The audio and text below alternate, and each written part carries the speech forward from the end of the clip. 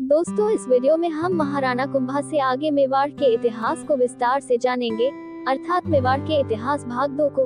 तो दोस्तों, मेवाड़ के इतिहास की आगे की रोचक और ज्ञानवर्धक जानकारी के लिए बने रहे वीडियो के अंत तक। मेवाड़ शासक महाराणा रायमल 1473 से 1509 तक। राणा रायमल ने लगभग 36 वर्ष 1473 से 1509 ईस्वी तक शासन किया।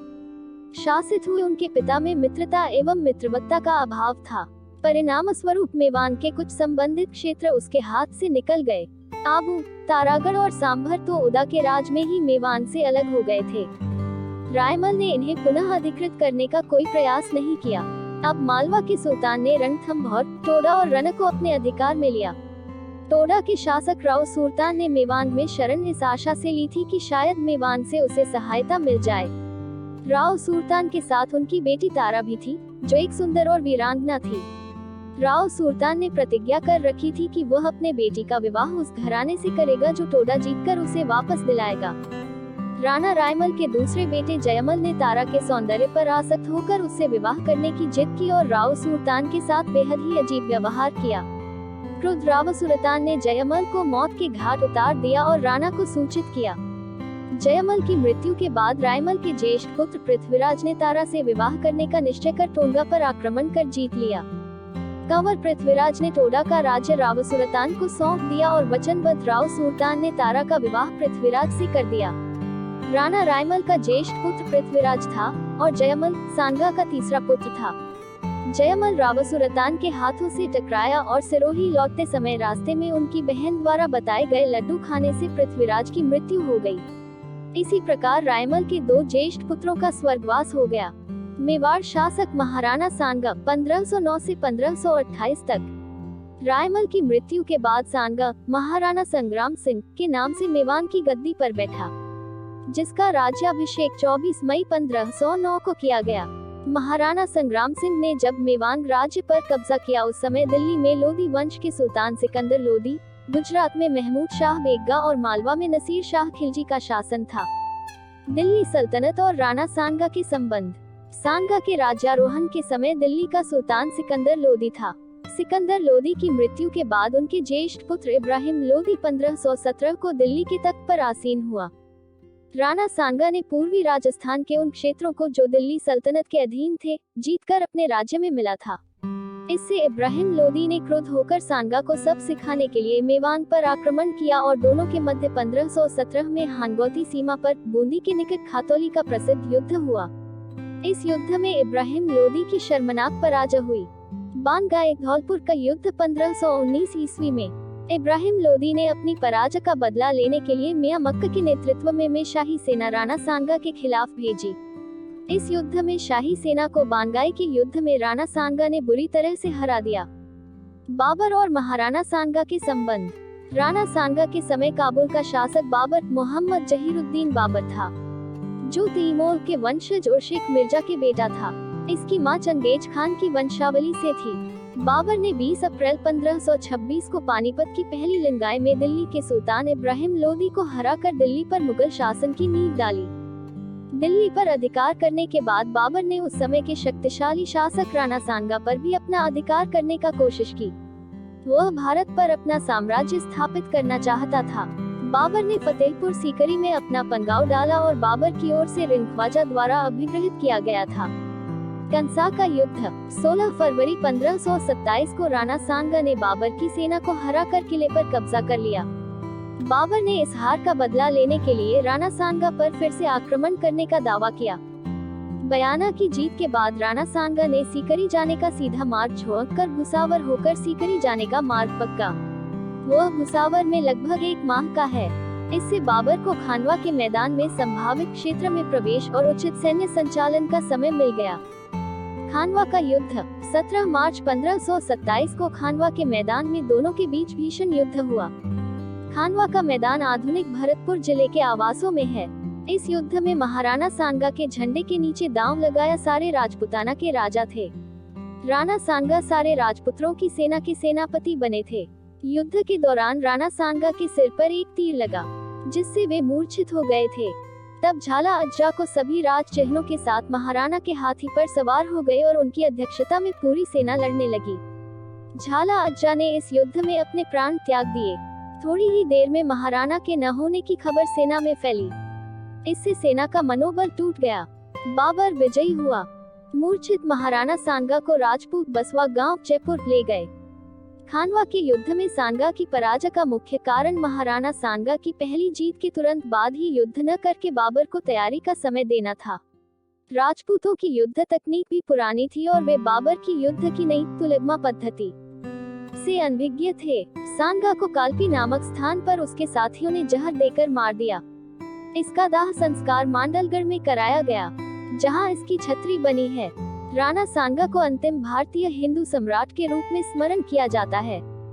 मेवाड़ शासक राणा विक्रमादित्य महाराणा सांगा की मृत्यु के बाद 5 फरवरी 1528 के आसपास चित्तौड़ राज्य के स्वामी राणा रतन सिंह हुए। महाराणा रतन की 1531 मेघालय के राजा सूरजमल के साथ लंगाई में मृत्यु हो गई। साथ ही सूरजमल भी मारा गया। फिर रतन सिंह का छोटा भाई विक्रमादित्य 1531 मेवान का राजा बना। उस समय विक्रमादित्य छोटी उम्र में था, इसलिए राजकार्य का संचालन उनकी माता हानगा रानी करमवती करती थी। उस समय के शासक के सुल्तान बहादुर शाह ने सन 1533 में चित्तौड़ पर आक्रमण किया। रानी करमवती ने बादशाह हुमायूं से सहायता मिलने की आशा पर अपना एक दूत हुमायूं के पास भेजा, लेकिन हुमायूं ने सहायता नहीं की। अंततः करमवती ने सुल्तान से संधि कर ली। 24 मार्च 1533 सुल्तान चित्तौड़ से लौट आया, लेकिन 1534 में सुल्तान ने फिर आक्रमण किया।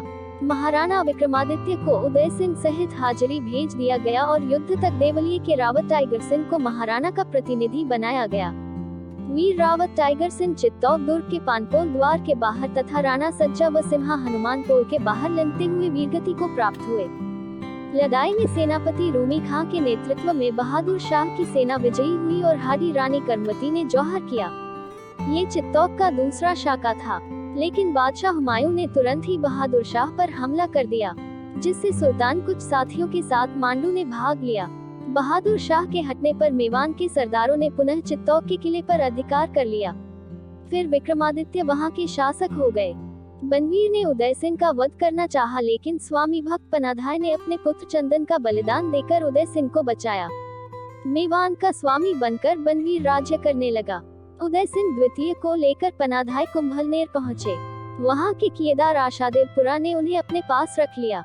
मेवाड़ महाराणा उदय सिंह 1537 से 1572 तक। 1537 में कुछ सरदारों ने उदय सिंह को मेवान का स्वामी मानकर कुंभलगढ़ में राज्याभिषेक कर दिया। उदय सिंह ने सेना एकत्रित कर कुंभलगढ़ से ही चित्तौड़ पर चढ़ाई की। बनवीर मारा गया। 1540 में उदय सिंह अपने माता पिता के राज्य का स्वामी बना। 1559 में महाराणा उदय सिंह ने उदयपुर नगर की नींव डाली। मुगल बादशाह अकबर ने 23 अक्टूबर 1567 को चित्तौड़ किले पर आक्रमण किया। महाराणा उदय सिंह ने मालवा के पदच्युत शासक राज बहादुर को यहाँ शरण देकर अकबर के लिए चित्तौड़ पर आक्रमण करने का अवसर प्रदान किया।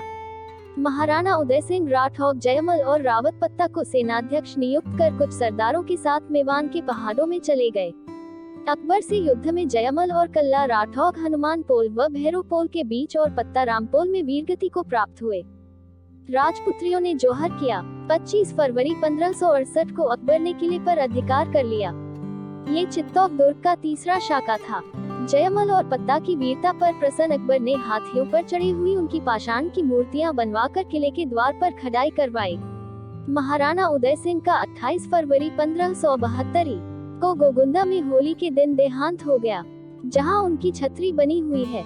मेवाड़ शासक महाराणा प्रताप 1572 से 1597 तक। महाराणा प्रताप का जन्म 9 मई 1540 को हुआ। उनकी माता जयवंता बाई पाली के अखेराज सोनगरा चौहान की पुत्री थी। महाराणा उदय सिंह की कई रानियां थीं और इनमें कुल मिलाकर 17 बेटे पैदा हुए थे। महाराणा प्रताप सिंह सबसे बड़े बेटे थे, लेकिन अपनी मौत से पूर्व उसने अपनी चहेती भटियानी रानी के प्रभाव में आकर अपने बेटे जगमाल को अपना उत्तराधिकारी मनोनीत कर दिया था। इसलिए महाराणा उदय सिंह की मृत्यु के बाद जगमाल को गद्दी से उतारने का षड्यंत्र रचा गया। आप मेवान के भक्त सरदारों ने जगमाल को राज्य विमुख कर 28 फरवरी 1572 को महाराणा प्रताप का गोगुंडा में राज्याभिषेक कर दिया। महाराणा प्रताप के लिए मेवान की गुगी कांटों की सेज प्रमाणित हुई। दीर्घकालीन युद्धों के कारण मेवान की राजनीतिक, आर्थिक एवं सामाजिक व्यवस्था अस्त व्यस्त हो चुकी थी। चित्तौड़ के साथ मेवान के कई क्षेत्र मांडलगढ़, बदनों, बागोर, जहाजपुर, रायला आदि पर मुगल आधिपत्य स्थापित हो गया था। 1567 ही जोधपुर, बीकानेर, जैसलमेर, आमेर आदि के शासकों ने अकबर की गैर मौजूदगी को स्वीकार कर लिया और उसके साथ अवैध संबंध स्थापित कर लिए। मेवान को उत्तर, पूर्व और पश्चिम में मुगल प्रदेशों से घसीटा गया था। मेवान की केवल दक्षिण और दक्षिण पूर्वी सीमा मुगल प्रभाव से मुक्त थी। 1567 में अकबर द्वारा चित्तौड़ पर किए गए आक्रमण के परिणामस्वरूप मेवान के वरिष्ठ योद्धा मारे गए थे और मेवान साधनहीन हो गए थे। अकबर को भी अपने विस्तृत साम्राज्य में मेवान के छोटे से प्रदेश के पश्चिमी स्वतंत्र अस्तित्व में जुड़ाव था। महाराणा प्रताप को शक्तिशाली मुगल सम्राट अकबर की शत्रुता विरासत में मिली थी। अकबर और महाराणा प्रताप। अकबर ने महाराणा प्रताप को अनुभवहीनता स्वीकारने के लिए कूदने का प्रयास किया, लेकिन सभी दूत प्रताप को राजी करने में विफल रहे और वे महाराणा प्रताप को अकबर की विश्वसनीयता स्वीकार करने के लिए मना नहीं पाए। हल्दी घाटी युद्ध से पूर्व अकबर द्वारा महाराणा प्रताप को समझाने के लिए क्रमशः 4 दूत भेजे गए। सर्वप्रथम जून 1572 में दरबारी जलाल खां को महाराणा प्रताप के पास भेजा गया, लेकिन उन्हें कोई सफलता नहीं मिली। दूसरी बार आमेर के मानसिंह को 1573 में संधि वार्ता के लिए भेजा गया। कर्नल टॉड के अनुसार यह मीटिंग उदयसागर झील में हुई। तीसरा शिष्टमंडल आमेर के राजा भगवंत दास के नेतृत्व में मिला। चौथा शिष्टमंडल टोडरमल के नेतृत्व में। हल्दी घाटी का युद्ध। आवश्यक चारों बातचीत मंडलीय रहे। 18 जून 1567 को अकबर के सेनापति मानसिंह के नेतृत्व में महाराणा प्रताप के बीच हल्दी घाटी का युद्ध लंगा गया। युद्ध अनिर्णित हो रहा था। महाराणा प्रताप ने अकबर की अधीरता को स्वीकार नहीं किया था। हल्दी घाटी युद्ध में महाराणा प्रताप की सेना में वीर सेना का नेतृत्व पूंजा ने किया गया था। इस युद्ध को देखने वाले प्रसिद्ध लेखक बंदौनी था। प्रताप की सेना में एकमात्र मुस्लिम सेनापति हकीम खां सूरी था। वह युद्ध शुरू हुआ था। हल्दी घाटी के युद्ध में कर्नल जेम्स टॉड ने मेवान की अंदरूनी थर्मोपोली कहा, अबुल फजल ने खमनौर का युद्ध और बंदूनी ने गोगुंडा का युद्ध कहा। दिवेर का युद्ध अक्टूबर 1582। महाराणा प्रताप ने मेवान की भूमि को मुक्त अभियान दिवेर से शुरू किया। दिवेर वर्तमान राजसमंदिर में दरार अजमेर मार्ग पर स्थित है। दिवेर के शाही थाने का सम्राट अकबर का काका सुल्तान खान था। महाराणा प्रताप ने उस पर अक्टूबर 1582 में आक्रमण किया। मेवान और मुगल सैनिकों के मध्य निर्णायक युद्ध हुआ। महाराणा सम्राट को यश और विजय प्राप्त हुई। दिवेर की जीत की बात चारों ओर फैली। प्रताप के जीवन के बहुत बड़े विजय अभियान का ये शुभ और कीर्तिदायक शुभारंभ था। दिवेर की जीत के बाद महाराणा प्रताप ने चावंद में अपना निवास स्थान बनाया। अकबर ने अब मेवान की ओर ध्यान देना शुरू किया। प्रताप अब भी परास्त नहीं हुआ है। ये भारत विजेता सम्राट कैसे सहन कर सकता है। इस तरह अकबर ने आमेर के राजा भारमल के छोटे भाई जगन्नाथ कछवाहा के नेतृत्व में 5 दिसंबर 1584 को एक विशाल सेना मेवान के खिलाफ प्रस्थान की, लेकिन जगन्नाथ को भी कोई सफलता नहीं मिली। वह भी प्रताप को नहीं पकड़ सका। यह अकबर का प्रताप के खिलाफ अंतिम अभियान था। अब अकबर मेवान के मामले में इतना निराश हो गया था कि छुटपुट कार्रवाई ने उस पर आरोप लगाया और बनगे अभियान के लिए वो छुट्टी नहीं निकाल सका। 1586 से 1596 तक 10 साल की सुदीर्घ अवधि में प्रताप को जहां का तहां छोड़ दिया गया। इसे अघोषित संधि कहा जा सकता है या अपनी विवशता की अकबर द्वारा परोक्ष स्वीकृति। प्रताप ने 1585 में अपने स्थायी जीवन की शुरुआत चावंद में मेवान की राजधानी स्थापित करके की। प्रताप के अंतिम 12 वर्ष और उनके उत्तराधिकारी महाराणा अमर सिंह के राजकाज के प्रारंभिक 16 वर्ष चावंद में व्यतीत हुए। चावंद 28 साल मेवान की राजधानी रहा। चावंद गांव से लगभग आधा मील दूर एक पहाड़ी पर प्रताप ने अपना महल बनवाए। 19 जनवरी 1597 को प्रताप का चावंद में देहांत हुआ।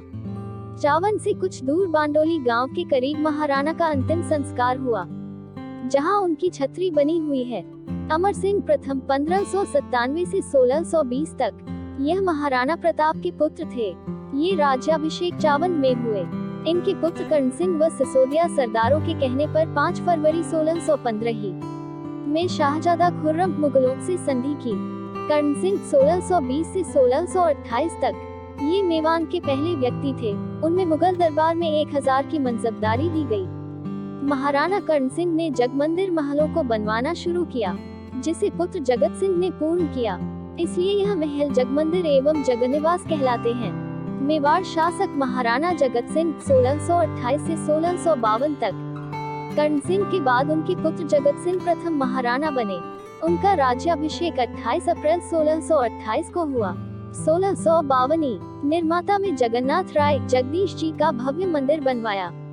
मंदिर की विशाल प्रशस्ति की जगन्नाथ राय प्रशस्ति रचना कृष्ण भट्ट ने की। 10 अप्रैल 1652 को मृत्यु हो गई। मेवाड़ शासक महाराणा राज सिंह 1652 से 1680 तक इन्होंने किशनगढ़ की राजकुमारी चारुमती से विवाह किया। जजिया कर का विरोध किया। श्रीनाथ जी का मंदिर, अम्बा माता का मंदिर, द्वारिकाधीश मंदिर बनवाया।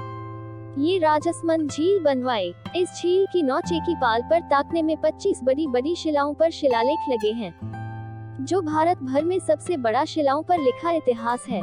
इसकी रचना रणछोड़ भट्ट तेलंग ने की थी। विदेशी राजसमंद झील के पास राजनगर, वर्तमान में राजसमंद नाम का कस्बा बसाया था। मेवाड़ शासक महाराणा जयसिंह 1680 से 1698 तक। महाराजा राज सिंह के बाद उनके बेटे जयसिंह का राज्याभिषेक कुरज गांव में हुआ। ये 1687 में जैसमंदिर झील बनाने का काम शुरू हुआ, जो 1691 में तैयार हो गया। इसे धेवर झील भी कहते हैं। ये झील में 2 बनगे टापू हैं। इस झील में छोटे छोटे 7 टापू हैं, जिनमें सबसे बड़ा टापू का नाम बाबा का भांड व सबसे छोटे का नाम प्यारी है, जहां मीना लोग रहते हैं। मेवाड़ शासक महाराणा अमर सिंह द्वितीय 1698 से 1710 तक। महाराणा जयसिंह की मृत्यु के बाद उनके पुत्र अमर सिंह द्वितीय मेवाड़ के सिंहासन पर बैठे। उन्होंने अपनी पुत्री चंदा कंवर का विवाह आमेर के महाराजा सवाई जयसिंह से किया। मुगल बादशाह औरंगजेब का भी समय समय पर विरोध किया। मेवाड़ शासक संग्राम सिंह द्वितीय 1710 से ये मराठों के खिलाफ राजस्थान के राजपूत नरेशों को संगठित करने के लिए हुरगा सम्मेलन आयोजित करने की योजना बनाई गई थी, लेकिन इससे पूर्व ही उनका देहांत हो गया। इनके द्वारा निर्माता में सहेलियों की बान गाय सीसरमा गांव में वैद्यनाथ का विशाल मंदिर बनवाए गए हैं। मेवाड़ शासक महाराणा जगत सिंह द्वितीय 1734 से। जगत सिंह द्वितीय ने 1734 मेवाड़ की सत्ता संभाली। उनके समय अफगान आक्रमणकारी नादिर शाह ने दिल्ली पर आक्रमण कर उसे लूटा। मराठों ने इन मर्यादाओं के राज मेवाड़ में पहली बार प्रवेश करने की सूचना दी। जगत सिंह द्वितीय ने पिछोला झील में जगत निवास महल बनवाया। उनके दरबारी कवि नेकराम ने जगत विलास ग्रंथ लिखा।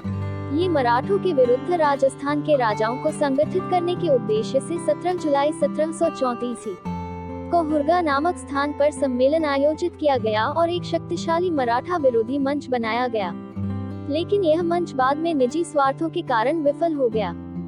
मेवाड़ शासक महाराणा भीम सिंह 1778 ईस्वी से 1778 में भीम सिंह मेवाड़ की गद्दी पर बैठा। उनकी लंकी कृष्णा कुमारी के विवाह को लेकर जयपुर एवं जोधपुर में संघर्ष हुआ। भीम सिंह ने अपने बेटी का रिश्ता जोधपुर नरेश भीम सिंह से तय किया था, लेकिन शादी से पूर्व ही जोधपुर नरेश की मृत्यु हो जाने के कारण उन्होंने कृष्णा कुमारी का रिश्ता जयपुर नरेश जगत सिंह से तय किया। इस पर मारवाड़ के शासक मानसिंह ने ऐतराज किया और कहा कि उसका रिश्ता जोधपुर से तय हो गया था, इसलिए विवाह भी उनसे मानसिंह से की होना चाहिए। अमीर खां पिंडारी की सहायता से मार्च 1807 में गिंगोली नामक स्थान पर जोधपुर की सेना को युद्ध में हराया और फिर जयपुर की सेना ने जोधपुर पर आक्रमण कर दिया। अंततः अमीर खां पिंडारी व अजीत सिंह चुंडावत की सलाह पर 21 जुलाई 1810 कृष्णा कुमारी को जहर देकर इस विवाद को खत्म कर दिया गया। 1818 ही में महाराणा भीम सिंह ने ईस्ट इंडिया कंपनी से संबंधित सहयोग संधि कर ली। इस प्रकार मेवाड़ एक विदेशी शक्ति की दास्ता का शिकार हो गया। दोस्तों, अगर आपको ये मेवाड़ की ऐतिहासिक जानकारी की कहानी अच्छी लगी है तो प्लीज वीडियो को लाइक, शेयर और कमेंट जरूर करें। ऐसी और भी मजेदार प्रेरक ऐतिहासिक सफर की कहानियाँ सुनने और पहली बार वीडियो पर नए आए हों तो चैनल को सब्सक्राइब जरूर कर लें। चलिए दोस्तों, मिलते हैं एक नई ऊर्जावान ऐतिहासिक कहानी के साथ। यहाँ तक वीडियो में बने रहने के लिए सभी का धन्यवाद।